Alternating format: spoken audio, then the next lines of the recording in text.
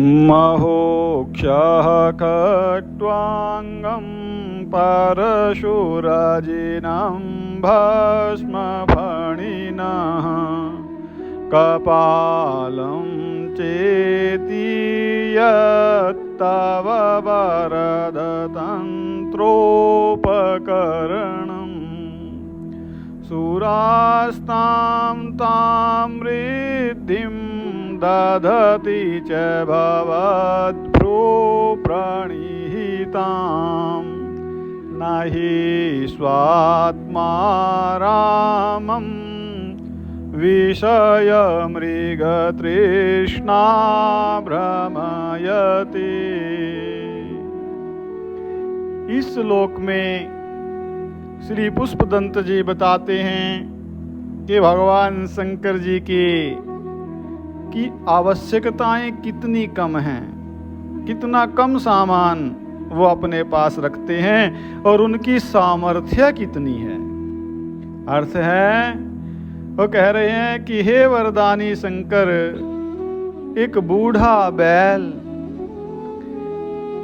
खटिये का पावा, फरसा, चरम, भस्म, सर्प और कपाल, बस इतनी ही आपके कुटुंब पालन की सामग्री है। फिर भी इंद्र आदि देवताओं ने आपके कृपा कटाक्ष से ही उन अपने विलक्षण जो अतुलनीय समृद्धियां हैं, भोग हैं, उनको प्राप्त किया है आपकी कृपा से। किंतु आपके पास भोग की कोई विशेष वस्तु नहीं है। क्यों? क्योंकि विषय वासना रूपी मृग तृष्णा स्वरूप भूत चैतन्य आत्मा राम में रमण करने वालों को भ्रमित नहीं कर पाती है। अर्थात जो आत्मा में रमण करने वाले हैं, स्वरूप में रमण करने वाले हैं, उनको ये विषय भोगों की जो तृष्णाएं हैं, ये उनको भ्रमित नहीं कर पाती हैं। और कहा कि ध्रुवं कश्चित् सर्वं सकलमपरस्त्वध्रुवमिदम् परो द्रव्याद्रव्ये जगति गदति व्यस्तविषये समस्तेऽप्येतस्मिन् पुरमथनतैर्विस्मित इव स्तुवन्जिह्रेमि त्वां न खलु ननु दृष्टा मुखरता। कि हे त्रिपुरारी, कोई वादी इस संपूर्ण जगत को ध्रुव कहता है, इस संसार को नित्य कहता है, और कोई इस सब को अध्रुव कहता है, असत कहता है, अर्थात अनित्य कहता है कि ये नष्ट होने वाला है, हमेशा नहीं रहने वाला है। और कोई तो विश्व के समस्त पदार्थों में कुछ नित्य और कुछ अनित्य हैं, ऐसा कहता है। तो उन सब वादों से आश्चर्यचकित सा मैं उन्हीं वादों से, उन्हीं स्तुति प्रकारों से आपकी स्तुति करता हुआ लज्जित नहीं हो रहा हूं। क्यों? क्योंकि मुखरता जो वाचालता है वो धृष्ट होती है, उसमें कहाँ लज्जा। तो तवैश्वर्यं यत्नात् यदुपरिविरिञ्चो हरिरधा परिच्छेतुं याता वनलमनलस्कन्धवपुषः ततो भक्ति श्रद्धा भरगुरु गृणाभ्यां गिरिशयत् स्वयं तस्थिताभ्यां तव किमनुवृत्तिर्न फलति। हे गिरीश, अग्नि स्तंभ के समान आपका जो लिंगाकार तेजस रूप है, वो ऐश्वर्य प्रकट करता हुआ उसके ओर छोर को जानने के लिए ऊपर की ओर ब्रह्मा तथा नीचे की ओर विष्णु बड़े प्रयत्न से गए, पर वे दोनों ही ब्रह्मा जी और विष्णु जी पार पाने में असमर्थ रहे, अर्थात उसका पार नहीं पा सके। तब उन दोनों ने श्रद्धा और भक्ति से पूर्ण बुद्धि से नतमस्तक होकर के आपकी स्तुति की, और तब उनकी स्तुति से प्रसन्न होकर के आप उन दोनों के समक्ष स्वयं प्रकट हो गए। हे भगवन, श्रद्धा भक्ति पूर्वक की गई आपकी सेवा या स्तुति क्या फलीभूत नहीं होती? अर्थात यदि कोई श्रद्धा और भक्ति से आपकी स्तुति सेवा करता है, वो अवश्य फलीभूत होती है, अवश्य उसका फल मिलता है। तो आयत नादापाद्य त्रिभुवनमवैरव्यतिकरम् दशास्यो यद्बाहु न भृतरणकण्डूपरवशान् शिरः पद्मश्रेणी रचित चरणाम्भोरुहबलिः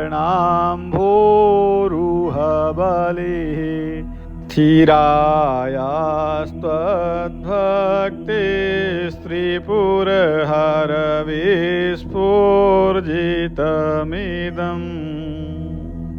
हे त्रिपुरारी, दशमुख रावण ने तीनों भुवनों का निष्कंटक राज्य बिना प्रयत्न के प्राप्त कर लिया।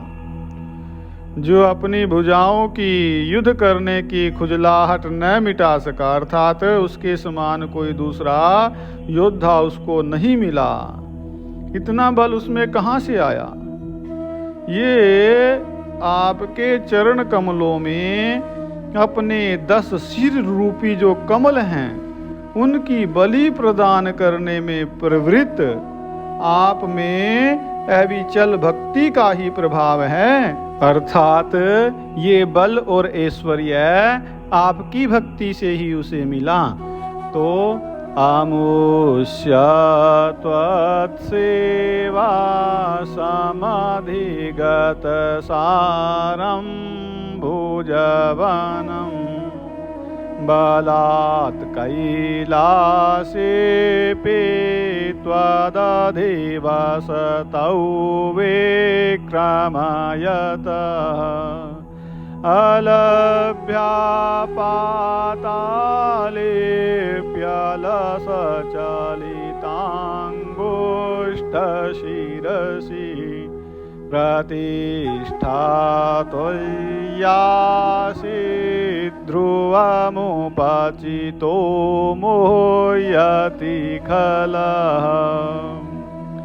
हे त्रिपुरारी, आपकी सेवा से रावण की भुजाओं में शक्ति प्राप्त हुई थी, तो सब जानते हैं, लेकिन अभिमान में आकर के वह अपना भुज बल, अपनी बाजुओं का बल आपके निवास स्थान कैलाश के उठाने में भी तोलने लगा। पर आपने जो पैर के अंगूठे की नोक से जरा सा कैलाश को दबा दिया, तो उस रावण की प्रतिष्ठा स्थिति पाताल में भी दुर्लभ हो गई। अर्थात जब वो अभिमान के कारण कैलाश पर्वत को उठाने लगा, जो आपका निवास स्थान है, तो आपने उसका अभिमान भंग किया, एक अंगूठा पैर का लगाया, उससे दबाव दिया पर्वत पर, और वो रावण नीचे ही नीचे खिसकता चला गया।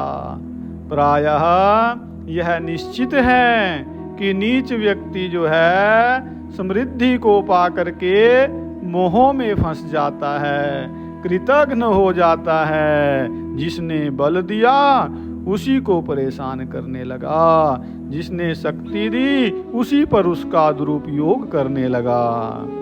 तो यद्रेद्धेम सूत्राम्नो वरद परमोच्चैरपि सति मधश्चक्रे बाणः परिजनविधेयस्त्रिभुवनः न तच्चित्रं तस्मिन् वारे वसितारे त्वच्चरणयोर्कस्याप्युन्नत्यै भवति शिरसस्त्वय्यवनतिः।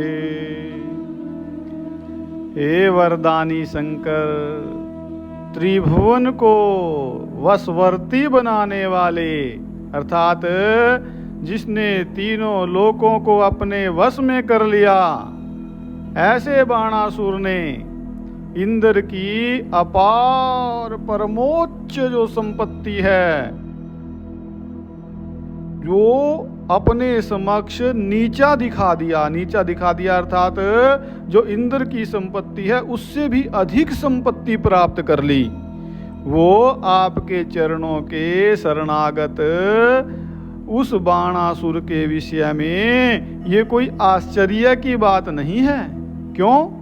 क्योंकि आपके समक्ष सिर झुकाना, नतमस्तक होना है, किसकी उन्नति के लिए नहीं होता, अर्थात किस किस विषय की उन्नति नहीं होती।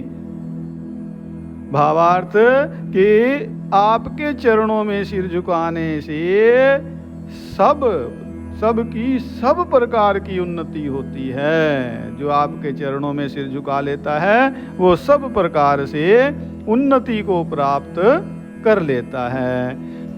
तो आज यहीं तक 14वें श्लोक से आगे फिर पाठ करेंगे।